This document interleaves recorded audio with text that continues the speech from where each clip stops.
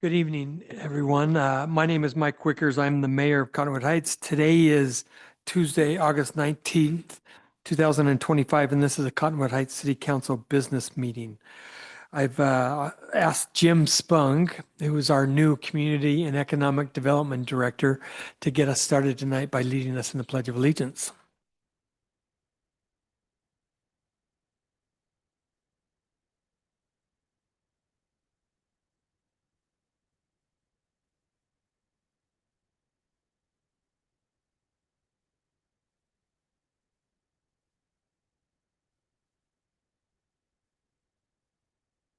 Thanks, Jim, and welcome to Cottonwood Heights.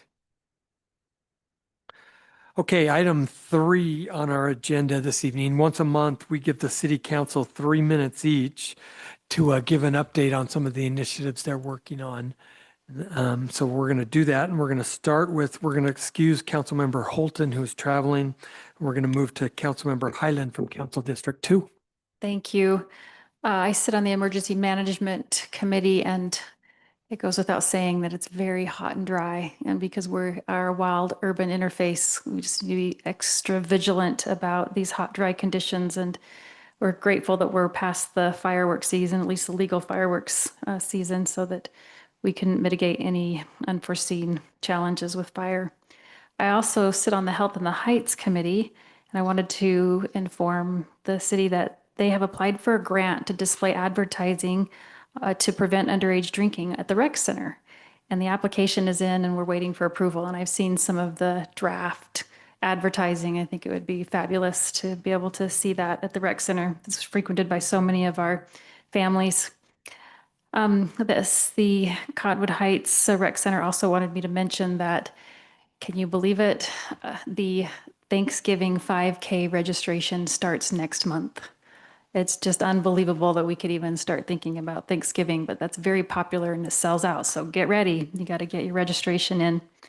And on September 3rd at 3 p.m., there'll be a ribbon cutting for the mural at Golden Hills Park. A couple other things that I've been working on. We have a wonderful couple of citizens, Ava Chan, Robin. Forgive me for not remembering her last name, but we met with Paul Leggett, who's the Salt Lake County Adult and Aging Services Director, on Monday, along with Councilmember Burrell. And we started to explain to them what we really wanted to see, perhaps in senior services, as we approach redevelopment in the town center and as Whitmore Library will be rebuilt. And we had a great conversation about what can and can't be done and what's done in the county, because it's our contention that we pay for county tax, but we don't have a county-supported rec center. We don't have a county-supported senior center. So I just want everyone to know that we are starting that conversation. It's very important to us because we are the oldest average age city in Salt Lake County that we have services for our seniors. I also sit on the Women in Business Committee for the South Valley Chamber, and had an opportunity to attend a lunch with Gail Miller, who talked to us about how we could be better mentors to help women in business kick off businesses, launch careers. And she talked about having an open heart policy and leading with empathy. And it was really remarkable to see how the South Valley Chamber, which we joined in October 2023, is impacting Cottonwood Heights businesses and how they are trying to help support us. Lastly, I sit on the Legislative Policy Committee Housing Advisory Subgroup for ULCT, and they are working on ADU policies and balancing the impact when a city allows additional units to add density, but not additional infrastructure, and that's been a really big concern. And one of the things that stood out to me in that last meeting is that they identified 5 L's of affordable housing challenges: land, labor, lumber, lending, and law. And in the city, what can we really do about any of those things except law, legal zoning? That's only one of the 5 challenges in affordable housing. It's a very complex topic, and grateful that ULCT is talking to us as cities about what we could recommend for policy changes at the state level. And that's all I have today. Thank you, Councilmember Highland. From Council District 3, Councilmember Sean Newell. Good evening. I wanted to bring up some things that are going on with the South Valley Chamber. I sit on the board of the South Valley Chamber along with our city manager. One of the events that's going on is happening tomorrow. It's a event for HR professionals on, it's called the Business Boot Camp, and it's for helping HR professionals be able to navigate their profession. And then on Thursday, the 21st, there's the In the Know event. That is the discussion around the big, beautiful bill and bringing some clarity to residents about the impacts of that bill on individuals within our municipalities. And that's led by Robert Spinlove. I'm also part of the Arts Council. I should say I sit on the Arts Council as the liaison. And if you look around the city, you're starting to see some electrical boxes be painted. And with these designs from some great artists, we're going to have more opportunities for more of these electrical boxes that have been given the okay for artists to come in and paint. So if you know people, or if you're yourself are artists, please come forward and let the Arts Council know that you want to look at doing one of those boxes and being the artist that's shown there. We also have what's going on. It's called the Moulage. I'm learning about this. That is an event coming up in October where we have an expert coming in to teach you how to do the makeup to actually create wounds and all other kinds of things that look really realistic on the body. But it's an instructional opportunity for our residents to be able to join in on. And the person that's going to be doing it is actually is in her background. She does this for these scenarios when there are disasters and creates these, actually, they really look realistic wounds so that people, first responders can really practice on people that look like they have the injuries that they're going to run into when these things occur. I also serve on the Canyon School Foundation Board. And this week was phenomenal. I should say, let me start with last week. Last week, we had the new teachers event. I can't even tell you how many new teachers for Canyon School District meet there at the junior high school down in Sandy. And it is phenomenal to see these young people, old people, everybody who is coming into the teaching profession, either transferring to a different school or actually getting their first opportunity to step into the classroom, and how excited they were. This event brought them together for networking and also recognition and guidance. They had folks there that could talk to them about what they needed for their classrooms, how they could get help from the administrators, and all of the administrators, from the superintendent to I can't even say the SROs. Everybody were there representing the district. It was great. And on Monday, I had the opportunity to be a part of what we call the red carpet event. That is the first day of school for our elementary school students. And they actually roll out a red carpet and have music, and the principals stand there and they high five. We all high five the kids. And it's amazing. I see more parents crying than I see kids crying during that event. But I don't see as many parents being drugged as I see kids being drugged to that first day of school. But it's phenomenal to see these students coming into these schools that we have in our community, and how excited they are. I was thrown back by Butler Elementary. They had 604 students this year. And for me, that was incredible. Talking to the teachers about how excited they were to see all these students, new and continuing students, be a part of this campus was phenomenal. And that's my report. Thank you, Councilmember Newell. And from Council District 4, Councilmember Ellen Burrell. Hello, everyone. Well, here we are coming into the end of summer, and needless to say, this is a time of the year where we particularly have people out walking and rolling in our community. And so many of my efforts over the last month, since I addressed you last, have been related to safety on our roadways.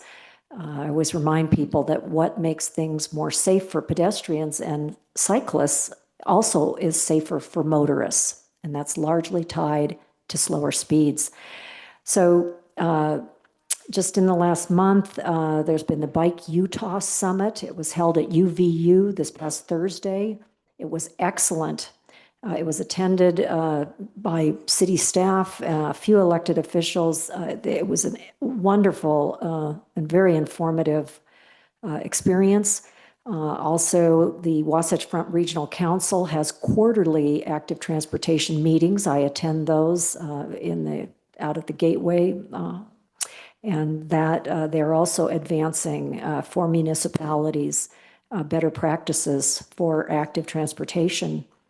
Likewise, along with the opening of school, is the reassessment by the SCCs.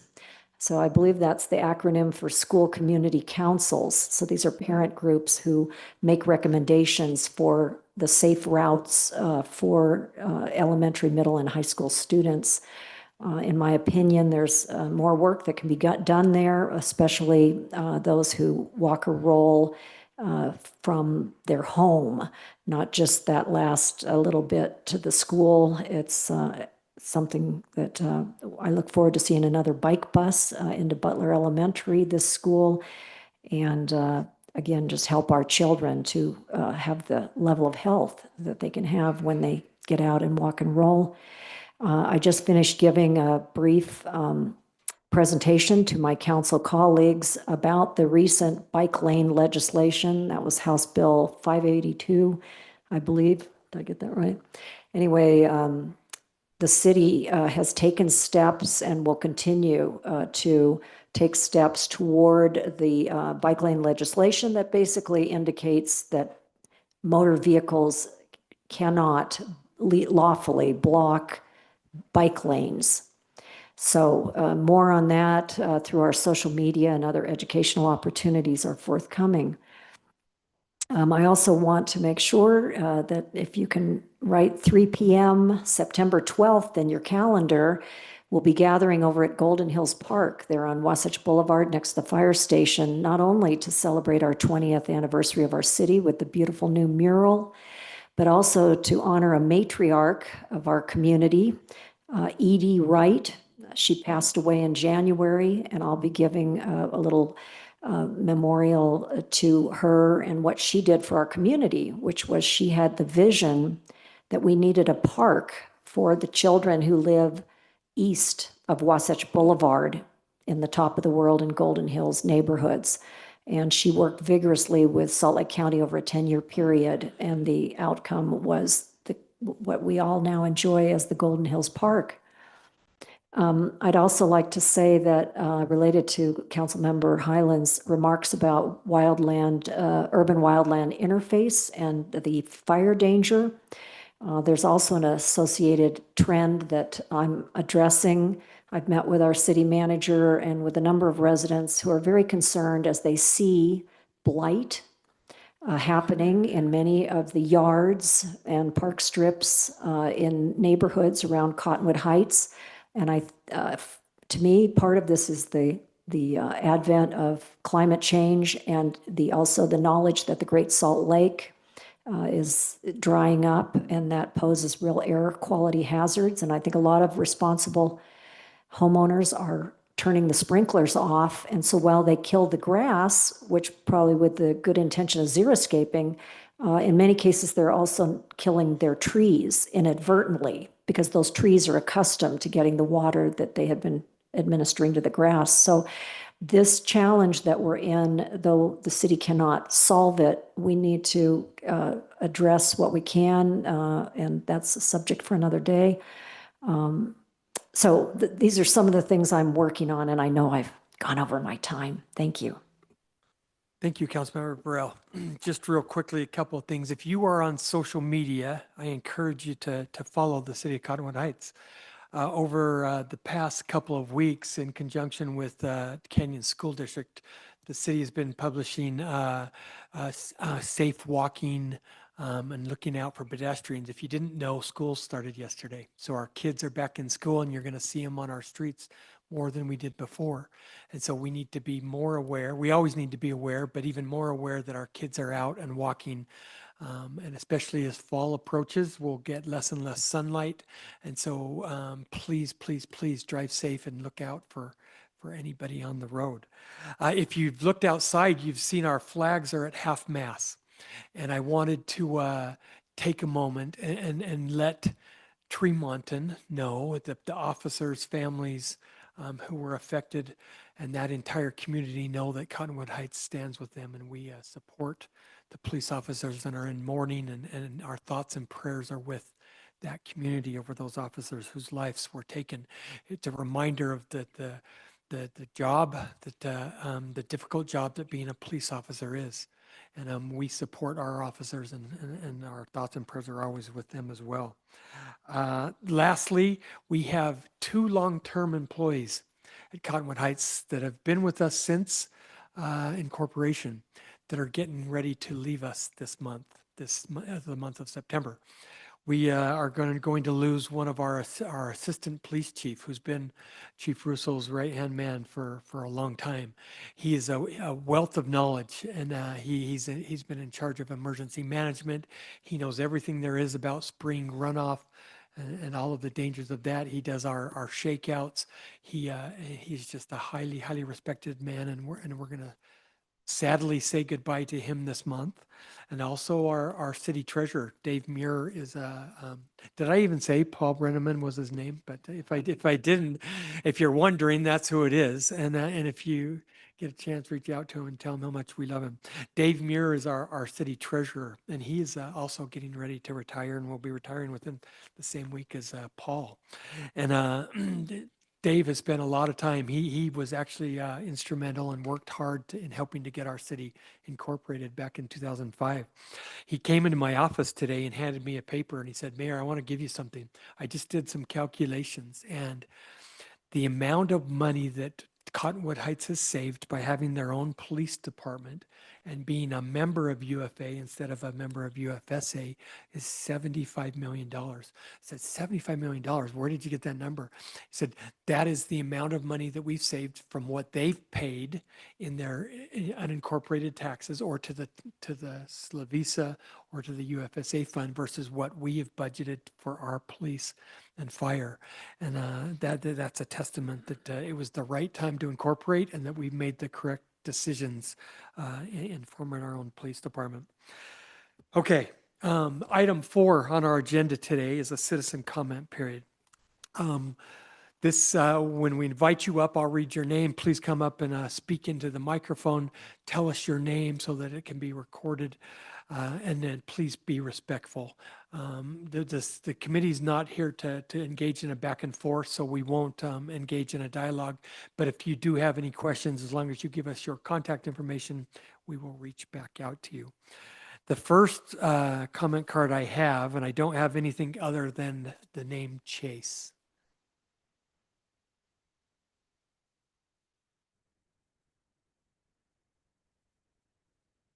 Hi, Chase.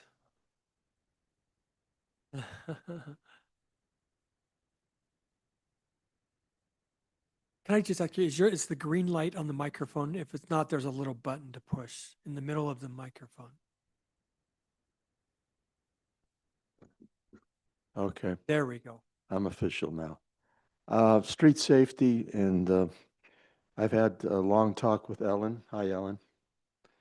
I live on Creek Road, and my concern is the intersection of Creek Road and Danish Road, in which cars just don't seem to recognize that they need to stop and give yield to pedestrians that are trying to cross the street. I myself have had to stop in the middle of a crosswalk on my way to St. Thomas More, simply because vehicles refused to stop, and I didn't know if they were going to stop or if I was going to get hit. So my concern is about safety and about enforcing the laws that our police staff should be doing. I've even talked to an officer with the Cottonwood Heights Police Department. I don't know if his name is Officer Novacek, somewhat similar to that. Maybe you know who he is. And I told him my concern about speeders and loud noise and reckless driving. I myself am here because last winter I went to check my mail, and 10 minutes later, a driver who was driving recklessly and probably faster than they should be demolished my mailbox. If I would have been there at the time of that crash, I wouldn't be here right now as myself. So my concern is we need to get some officers on that road to monitor speeds. And Officer Novacek did say he was going to put up a electric speed sign, and that didn't seem to work at all. And I think we need results right now. We don't need just talk, we need action. And the only way we're going to get action is if, somebody's going to get hurt seriously or even killed. We have a lot of children, we have a lot of pets on that street. And my concern is I don't want to see a tragedy occur if we can avoid it. And I think if we get more police officers on there patrolling that area, I think we could at least limit the amount of speeding and also cut down on the muffler problems that we're having at all days and nights. It's just horrendous. People in that part of town, they deserve peace and privacy and quiet. And it's a community that they want that. And if they can't get it, somebody is lacking in what is not being delivered to the citizens there. So what I'm trying to say is if we can get some more patrol officers there, maybe we could at least let them know that breaking the law and going through intersections and not stopping and just creating a public safety to the citizens there is something that needs to be addressed seriously. It's about safety. It's always about safety. And I just want everybody here in this room to know that we don't need to have a tragedy in order to have action. We have to do something about it now, and we have to act on it so that we can get results. And that's my story, and I'm sticking to it. So thank you. Thank you, Chase. Ellen Mark.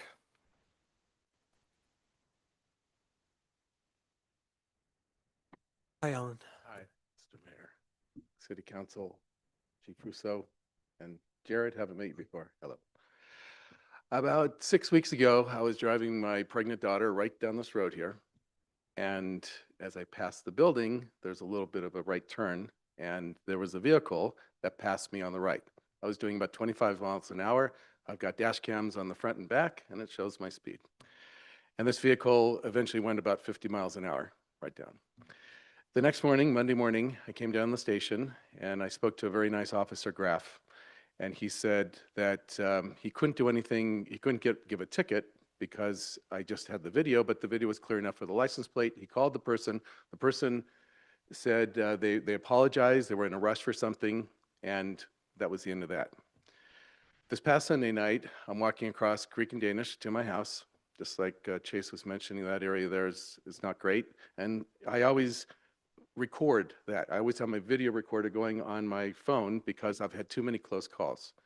As I'm walking my dog, the car that passed, and then I looked, my turn to go, and this car sped right through and nearly hit me. It was the closest I've ever come to dying, I feel. It maybe a foot and a half, 2 feet from me.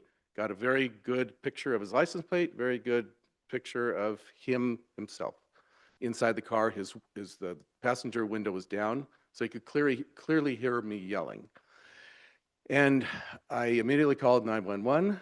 The officer did not want to come to my location, but he did give me a phone number, and I texted him the video and the pictures. Never heard back from him that evening. Monday morning, came down here, asked for information. Nothing. The officer didn't start until 4 p.m., but didn't hear from him that evening. So I came down again this morning. Unfortunately, the new officer who took over was not very nice. In fact, he talked very poorly to me, which wasn't cool at all. I don't like to put up with that, but you have to be respectful in any case.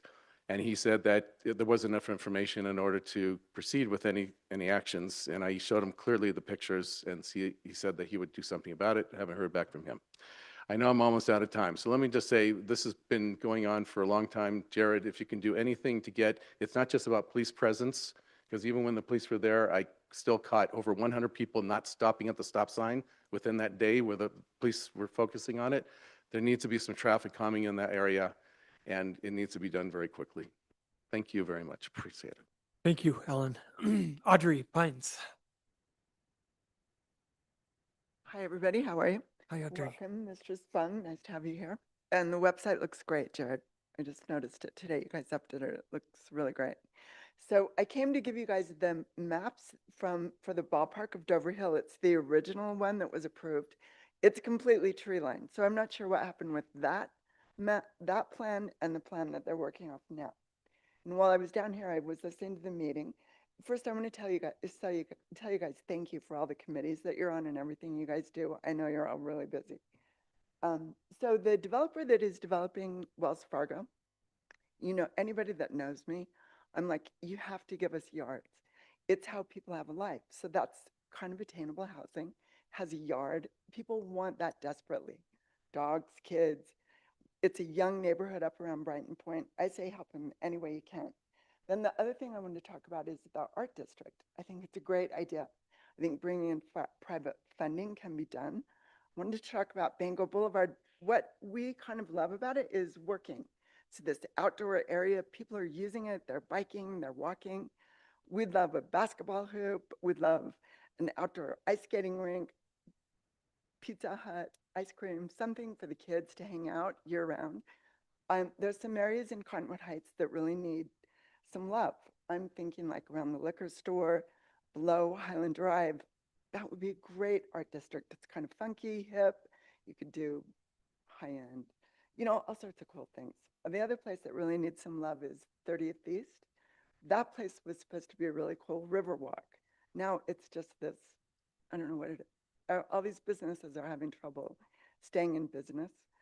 Up here, we'd love some murals of outdoor skiers, mountains, down around, you know, the liquor store. I can't think of all the stores that are down there. My favorite Mexican restaurant just went under.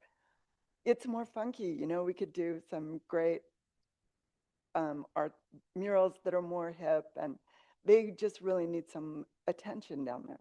And it's an area that I think we could really help them. Also, there's the park there.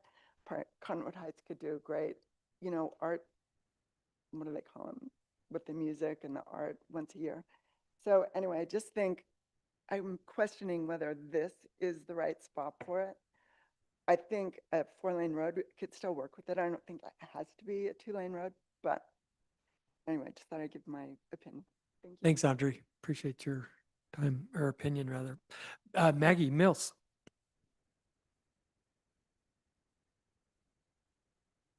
Hi, how are y'all doing? Hi, Maggie. I'm Maggie Mills from the Whitmore Library, and I want to tell you about a few things that are happening at the library coming up. So tomorrow night is our nonfiction book club. It's every third Wednesday at 7. And this month's book is Forager by Michelle Dowd. You don't have, if you didn't read it, there's still time, but you're welcome to come anytime. Produce Swap is Thursdays, Thursday, Fridays, and Saturdays through September. So if you have extra produce and you don't know what to do with it and your neighbors don't want it, bring it on down to the library and you might find some that you want to take home. Story times for preschoolers start next month. And also there's a new thing. We have been working with County Youth Services to do this. And starting in October, there's a 5-week workshop series for caregivers of teens, so parents and others. It's called Stay Connected with Your Teen. And it's to improve communications, help understand development, and strengthen relationships. It starts October 1st. It's from 6 to 8. They're providing food if that's important, because you could be missing dinner. And you go to our calendar coming up, there'll be the link to register with Youth Services for that program. And that's all I have tonight. Thanks. Thanks, Maggie. I just want to say one quick thing. When I was meeting with the Senior Services Agency at the Salt Lake County building, and they were trying to figure out how to help seniors know what's going on at Mount Olympus.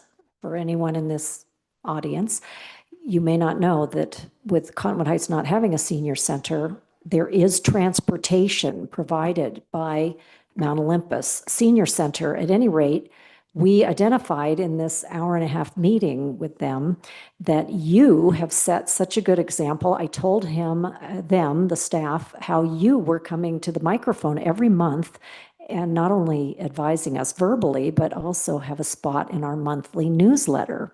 So one of the things I'm going to be talking to our city manager about is a spot in the monthly newsletter for the Salt Lake County Senior Scoop, which gives the information for our seniors to access at Mount Olympus. So you have inspired your colleagues there at Salt Lake County to do the kind of things you're doing. Thank you for that. My pleasure. Thanks, Maggie. Okay, the next comment card I have is from Troy Ripplinger. Hi, Troy. Hey, we need some windows washed. Right. Troy's a window washer. That's why I said that. Hey, thanks for having me. It's always entertaining to come up here and just kind of get a whiteout with whatever it was I was going to say. What I do have to say is more than 3 minutes, so it's probably best to write it and submit it, but I'll see if I can't just get to the gist of it in just a few minutes. So thanks for having me. Transportation seems to be an issue. Everyone's got opinions and they're valid, and I like to hear what people have to say. My take on it is I am concerned over the many bike lanes that there are. So this is unpopular with the social norms, but from my perspective, I'm driving these roads every day, and the roads didn't get any wider, but our margin of drivability has gotten very narrower, and I see cyclists. I see them being responsible, but I also see cyclists that are right in the line, right in the middle of the road, going side by side in pairs or in fours, and they're not getting out of the way. I see them running stop signs. I see them circumventing red lights. I see them going through construction zones where it's clearly marked that that's not where they're supposed to be. And though there's this sense of, do they know the rules of engagement? And so what's kind of come to my mind is as they are as they are petitioning for more roads, a space for the road that is theirs and theirs alone, maybe we should start to entertain the idea of a license to operate your bike on that road. Cars have to have them. If you have a different type of vehicle, you might require CDL, Class A, B, and C. Motorcyclists have to have them. I can have a car, but if I got a motorcycle, I got to have a license for that. In a society that is really doing its level best to make everything safe and idiot-proof, we've kind of done the polar opposite with the bicycles. We've just butted them right up against the car. It's like putting David and Goliath together and telling them to get along, and it's like, what could possibly happen? So when I hear things like, well, the motorists need to do this to make it safer, okay, I get that. But what about the responsibility of the cyclist? There's no way to trace these people. They don't have a license plate on the back of their bike. And so if you're going to get their attention, it's probably going to be kind of a heated confrontation. I've seen that too. I've seen where motorists are edging the bikes, and I see where the bikes are slapping the cars. The cyclists are not innocent people. I know that that's the social norm to portray them as a victim, but so thank you very much. Thanks, Troy. Thanks for coming up. Yep. Okay, I don't have any other comment cards, anything we need to submit into the record, Jared? Nope. Okay, we'll go ahead and close the citizen comment period and move on to item number 5. So we have some great people in our city, and once in a while we get the opportunity to recognize some of them. It's awesome to see so many members of the Historic Committee here with us this evening, and we are going to honor one of yours and one of ours, who is Carol Woodside. I'm going to read something that the city's written for Carol, so if you'll just bear with me for a second. Carol Woodside's connection to Butlerville and Cottonwood Heights is deeply rooted. Since the 1930s, her family, the Winds, have lived on a 360-acre ranch on the hill just south of Big Cottonwood Canyon. Carol grew up on this ranch, attending the old Butler Elementary School and later graduating from the University of Utah. Her love of history began in childhood, inspired by her mother, Norma, who served as a historian for the Daughters of the Utah Pioneers. Carol's parents also cared for the historic Butler School Bill from 1960 until 1997, when it was restored to its original location on Butler Hill. This project further rooted Carol's passion for preserving the heritage of her community. Carol began her service on the Cottonwood Heights Historic Community on September 10, 2013, eager to share her talents and enthusiasm for local history. She contributed countless hours researching, documenting, and promoting the city's heritage, ensuring that future generations would understand and appreciate the stories of Butlerville and Cottonwood Heights. In 2019, Carol took on the role of committee secretary, a position she held until February of 2024. She continued to serve on the committee until May 15th, 2025. In all her roles, she brought organization, thoughtfulness, and warmth to the group. Carol approached her work with dedication and humility. She often said she served for the love of the city and considered it her pleasure to be part of something so meaningful. Her contributions have left a lasting mark on the Historic Committee and on the preservation of Cottonwood Heights' rich heritage. Would you join me in a round of applause?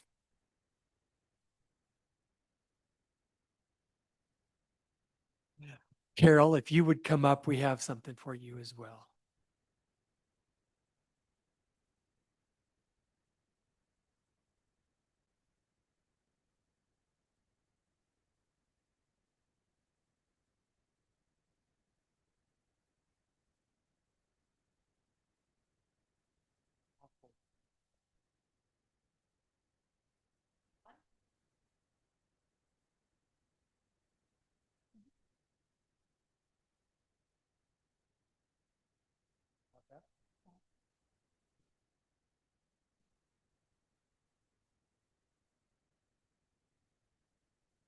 Well, as the mayor returns to the dais, I want to also say that it was a real privilege for me to, for the first 2 years of my 4-year term, to be the liaison to the Historic Committee.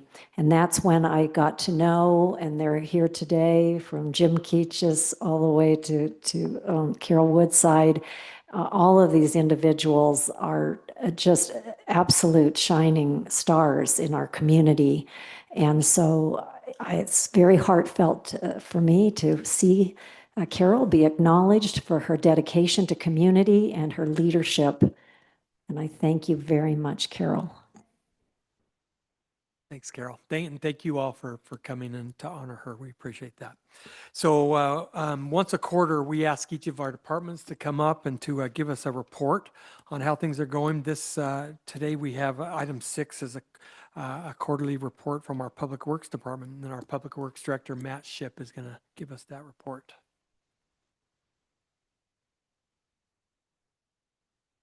No pressure, Matt, but it needs to be good. No, I'd never feel any pressure, Mayor. I'm good. Thank you. Like I said, one of these days I'll figure out how this works. All right, so, excuse me, Mayor and Council, thank you.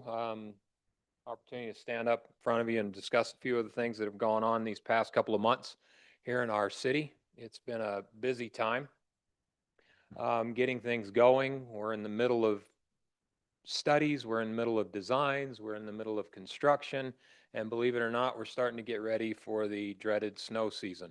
So things are happening there. So, I mean, it's seasons for us in public works. So to move on, just give you an idea of what's happening under construction right now. We call it the Stephenson Heights Subdivision Reconstruction. Really, that's up Pamela, Dawn, Stephenson, that area. This is part of the reconstruction projects that were part of the 5-year improvement plan for our roads. And you can see we've tossed a few pictures out here to give you an idea of where we are.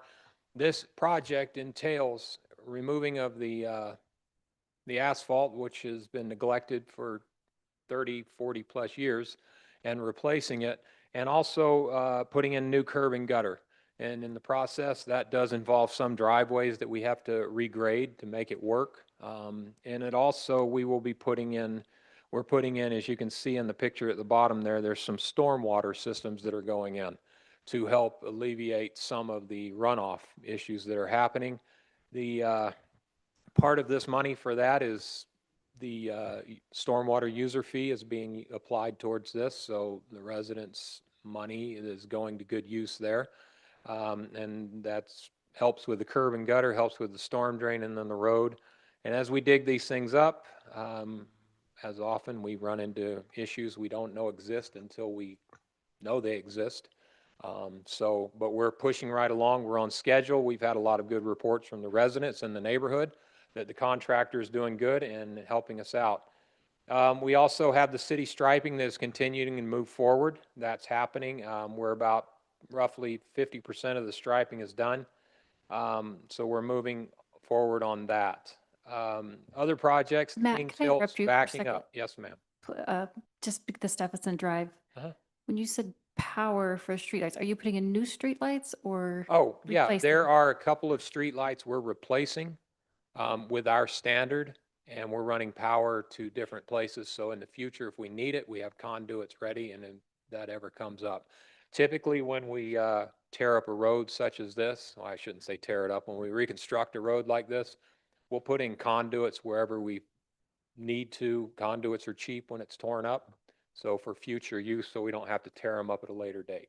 But we have added our standard street light to ones that were old and existing in there. So we've upgraded those. This is the Kings Hill. Once again, this is the stormwater user fee in action, if you will. This is up on Kings Hill. This is where the creek crosses underneath the road.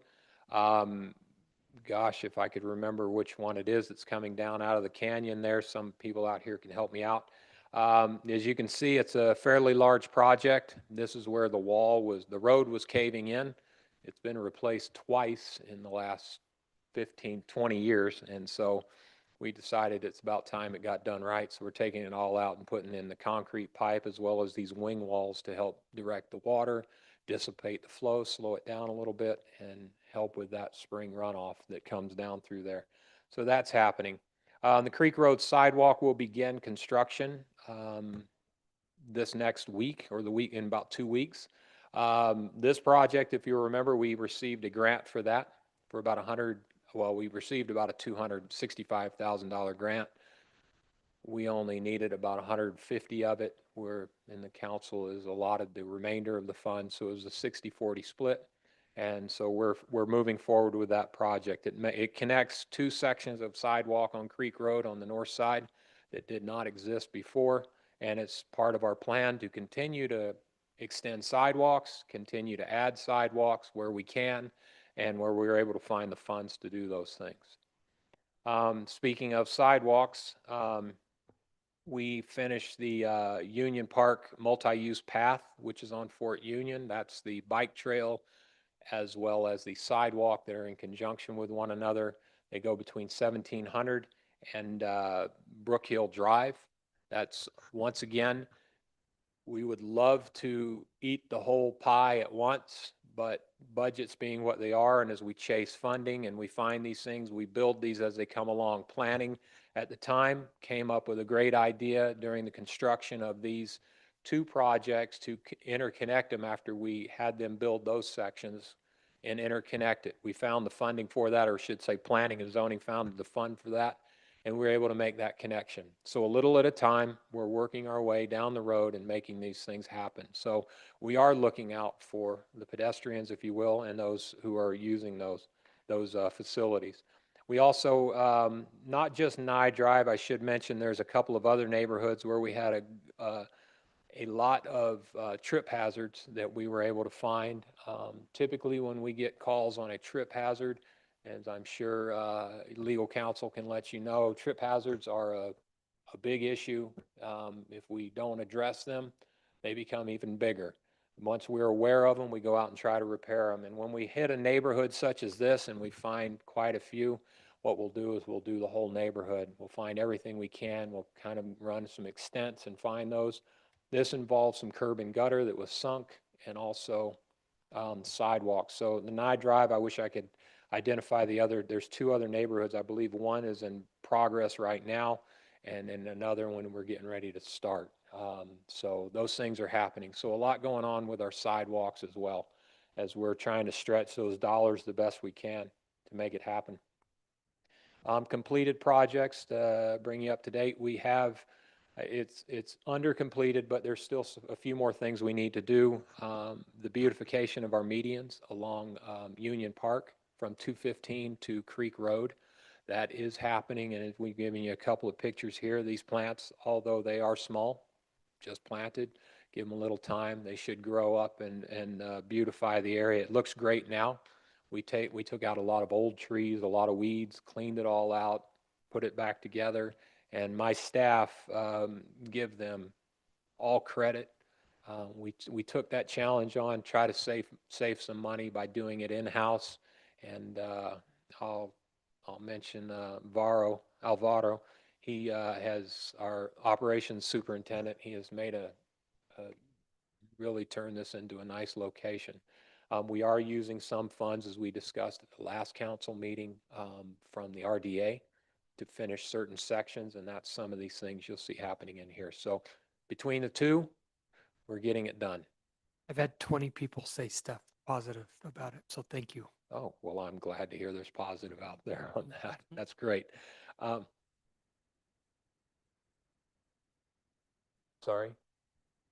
Yes, and you'll, in there is no pop-ups, there's nothing in there. It's all underneath, and it's all keeping it down low, and it stops the spray, it stops all of those things, and then we're able to water those. So we'll be keeping a close eye on it. We will be working with our neighbor and working out the final agreement. We, as directed and as we decided, we would just take the lead and get it done, as opposed to trying to arm wrestle and figure it out. We'll get it done, and we have the agreement. We're working with them on maintenance, which we've decided we would take, and make sure it gets done and done right the whole time. We don't want to take any chances on it not getting done. So that's happening. So it looks great. If you haven't been out there, it really does look good. And there are more plants to come. If you go out there, you'll see there's places dug up where they're putting the system in, and it's still going forward. And we were able to also, for the public, when we had the tree sale, a lot of these trees we put in were trees that were left over that didn't get sold. So that went in as part of this project. Projects that are in design. This picture here is over off Staker Way, which is off 1700. When we finish the sidewalk in there, we have a very big low spot that needs to be addressed, and we're addressing that with the design. We'll do that in conjunction when we repave 1700, and we'll build the sump in here, but that's in design right now, so we'll take care of that issue. Once again, stormwater user fee being used and taking care of issues all around the city. We also have the intersection improvements. If you'll recall, we received the $2 million grant for the improvement of the intersection. We've been through this as council. We are doing the 30% design where we're using our impact fee money that's already there. We're not having to touch the budget, touch the operating budget. We're using the impact fee money, which is designated for this, to get that design, and we'll be bringing those things forward back to you based on the conversations y'all have had. Unfortunately, I didn't make that meeting, but Ben came back with directions from the council. We've added that to the contract, looking at the business impacts. All of those things are being taken into consideration as we do this design. There's the Highland Phase 3 trail, which is also, we've discussed it a little bit, on the west side of Highland, north of Fort Union. That's moving forward. Hopefully next month I will have something for you as a council, give you a couple of options. You'll make the decision on which direction we want to go, and we'll move forward with that. That will impact traffic in the neighborhood of Greenfield. It will impact the traffic on the frontage road. It will also do another scenario where we can beautify Highland as you come to the city. Make it look a lot nicer than what it is, really improve that pedestrian, bicycle, and all of those safeties as well as cars on the intersections. Studies that are going on, we're working diligently. You've already seen the 2300 East traffic study in conjunction with the town center. That has been submitted to you as a council. It's been presented and we've looked at it, and we're working with our partner, the development partner on that. They have that study and things are going forward there.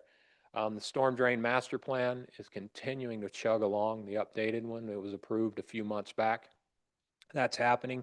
We are working with obviously we're working with the designer, but we're also working physically out in the field, getting stuff and information back to them, using our staff to try to keep things below budget and make that happen. So a lot going on there that when those things are done, we'll be bringing projects that we can actually now budget year to year based on the impact, based on the user fee that we have, as opposed to trying to chase problems, if you will.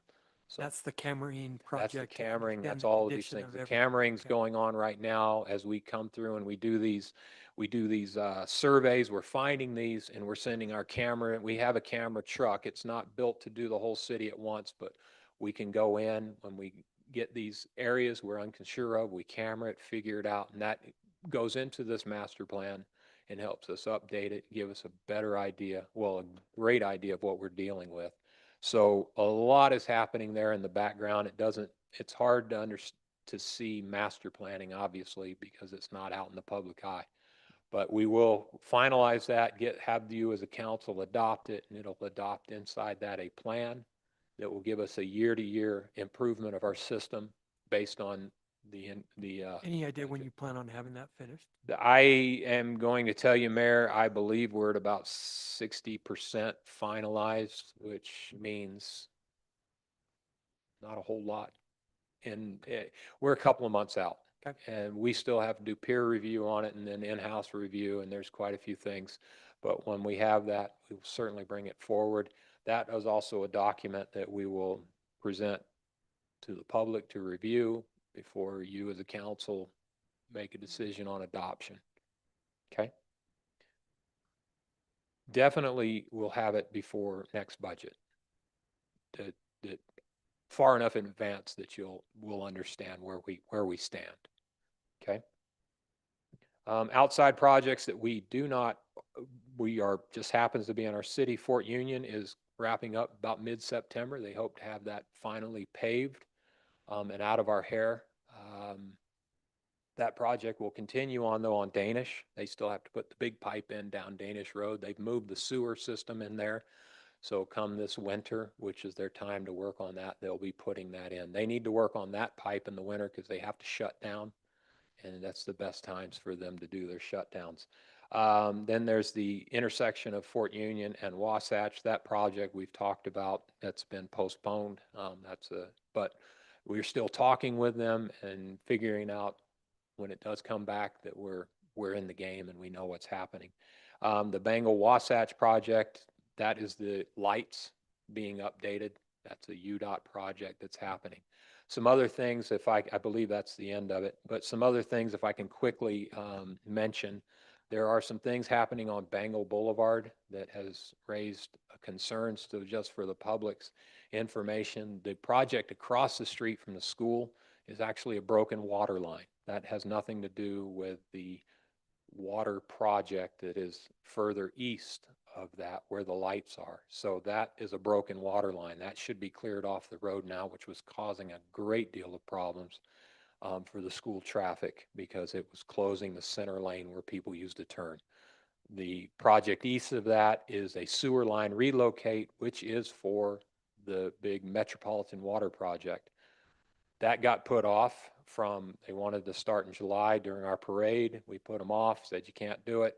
So this was their time they can get back in. And then you have the project that is further east than that, where that's a gas line project, where in their work and updating their system, they found a problem. What they tell us was a problem that they had to mitigate immediately. So therefore, we had to close that lane and let them get in there and work. So there's a lot happening on Bengal Boulevard that I'm not passing the buck, but I'm letting you know these are things that are going on that are not the city, but it is in our city, and we're tracking that to make sure we keep things moving. Other than that, Mayor and Council, that's my report. Are there any questions on what's going on?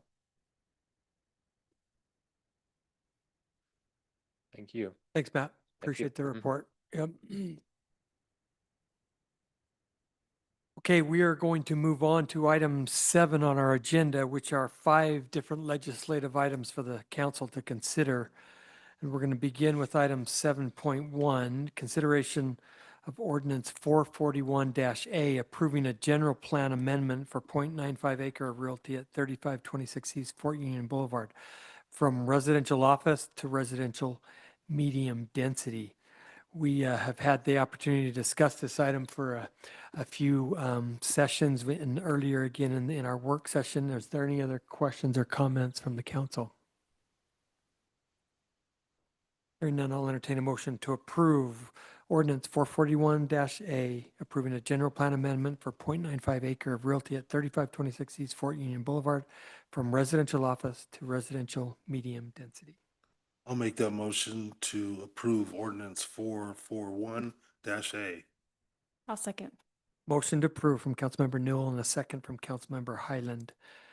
Final comments. Call for the vote. Councilmember Highland. Yes. Councilmember Newell. Yes. And I will vote yes. Item 7.2, consideration of ordinance 442-A, approving the rezone of 0.95 acre of real property located at 3526 East Fort Union Boulevard from R18 to R28 and amending the zoning map. We also discussed this item earlier. Any other questions or comments from the council? I entertain a motion to approve ordinance 442-A, approving the rezone of 0.95 acre of real property located at 3526 East Fort Union Boulevard from R18 to R28 and amending the zoning map. I'll motion to approve ordinance 442-A. I'll second. Motion to approve from Councilmember Highland and a second from Councilmember Newell. Final comments? Call for the vote. Councilmember Newell, Yes. Councilmember Highland. Yes. And I will vote yes. Item 7.3, consideration of resolution 2025-54, approving a development agreement with Land Development LLC. We also discussed this item earlier. Any other questions or comments? Entertain a motion to approve resolution 2025-54, approving a development agreement with Land Development LLC. I'll motion to approve resolution 2025-54, the land development agreement. I'll second. A motion to approve from Councilmember Highland and a second from Councilmember Newell. Final comments? I just want to thank Mr. Nash for taking into account the citizens around this property and for working with the city. I know it's been a really long road, which I wasn't really a part of for most of, but these are things that good results in our city when we work together. Thank you. Thank you. I'll call for the vote. Councilmember Newell, Yes. Councilmember Highland, Yes. and I will vote yes. Item 7.4, consideration of resolution 2025-62, approving disposal of unclaimed property or former evidence. We also discussed this item earlier. Any other questions or comments? Entertain a motion to approve resolution 2025-62, approving disposal of unclaimed property or former evidence. I'll make the motion to approve resolution 2025-62. I'll second. Motion to approve from Councilmember Newell and a second from Councilmember Highland. Final comments. Call for the vote. Councilmember Highland, Yes. Councilmember Newell, Yes. and I will vote yes.